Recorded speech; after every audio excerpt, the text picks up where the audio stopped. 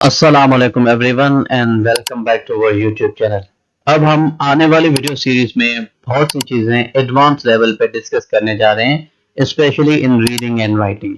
जैसे कि रीडिंग के बहुत सारे टाइप्स हैं, जैसे recreational reading, critical reading, creative reading, close reading, speed time reading, scanning, skimming and reflective reading.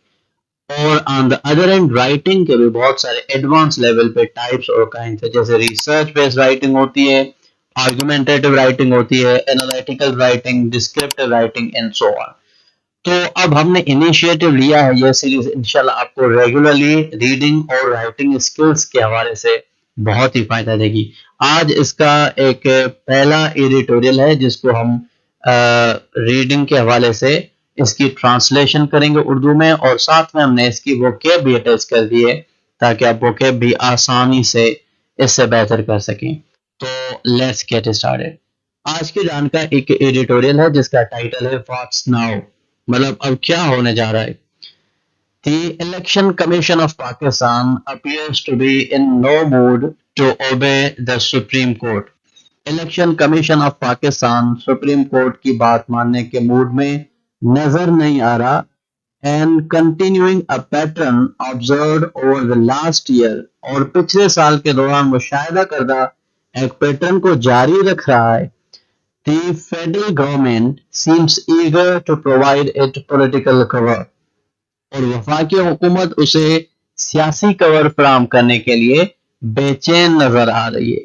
It emerged on Wednesday that the ECP would, उसको ये बात सामने आई कि ECP अब इस पे क्या करेगा कि instead of implementing the Supreme Court's verdict in the reserved seats case, मखसूस नशिस्तों के मामले में सुप्रीम कोर्ट के फैसले पर अमल दरामद करने के बजाय seek further opinion from legal expertise on this matter, इस मामले पर कानूनी माहिरीन से वो मजीद राय हासिल करेंगे। This despite being warned by the court not to delay any further, अदालत की तरफ से ये मजीद ताखीर ना करने की तनबीह के बावजूद भी ये ऐसा हुआ है। As it turns out to be, जैसा कि पता चलता है कि it did not need legal counsel, इसे कानूनी मशवरे की जरूरत नहीं थी। On Thursday, the National Assembly's Speaker himself came to the ACP's rescue, informing the Commission that since a new law bulldozed last month through Parliament too, जुमरात को कौमी assembly के स्पीकर खुद ACP की मदद के लिए पहुंचे और उन्होंने ये इन्फॉर्म किया, बताया कि जब से पीटीआई के मखसूस नशस्तें देने के लिए की दरख्वास्तें गुज़िश्ता माह पार्लियामेंट के जरिए एक नया कानून दरियाफ्त करवाया गया है। तो इस पैराग्राफ में आप वोकैबुलरी देखें। अपीयर का मतलब है बज़ाहिर, ओबे मीन्स इकरार करना, फॉलो करना, ऑब्जर्व गौर करना, ईगर ख्वाहिशमंद, इमर्ज उभरना, इम्प्लीमेंट लागू करना, वर्डिक्ट का मतलब है फैसला, काउंसिल रहनुमाई, रेस्क्यू निजात दिलाना, बुलडोज का मतलब है रोक डालना। It need not heed the supreme court's order, और सुप्रीम कोर्ट के हुक्म पर अमल करने की जरूरत नहीं थी। अनएक्सपेक्टेड द मूव वाज, अगरचे ये इकदाम गैर मुतवक्का था, it was not the first time that the ruling setup had come to the ECP's aid against the courts. ये पहली बार नहीं था कि हुक्मरान सेटअप अदालतों के खिलाफ ECP की मदद के लिए आया हो। Last year, the ECP had similarly refused to obey the apex court. गुज़िश्ता साल ECP ने भी इसी तरह सुप्रीम कोर्ट की बात मानने से इनकार किया था। When it made it clear it would not hold elections to Punjab Assembly despite what the court ordered, जब उसने वाज़ेह किया कि अदालत के हुक्म के बावजूद वो पंजाब असेंबली के इंतखाबात नहीं कराएंगे। The then PDM government had endorsed the ECP's instance even though it had been in clear violation of the timeline for the polls provided in the Constitution. उस वक्त की पीडीएम हुकूमत ने एसीपी के मौक़िफ़ की भी तायद की थी, हालांकि ये आइन में फराहम करदा इंतखाबात की टाइमलाइन की सरी खिलाफ वर्जी थी. Emboldened, the ECP has continued to thwart the courts since. हौसलामंद ये बात है कि एसीपी ने अदालतों को नाकाम बनाने का सिलसिला जारी रखा हुआ है. Be it in the matter of election tribunals or as recently seen in the case of pertaining to the PTI's reserved seats.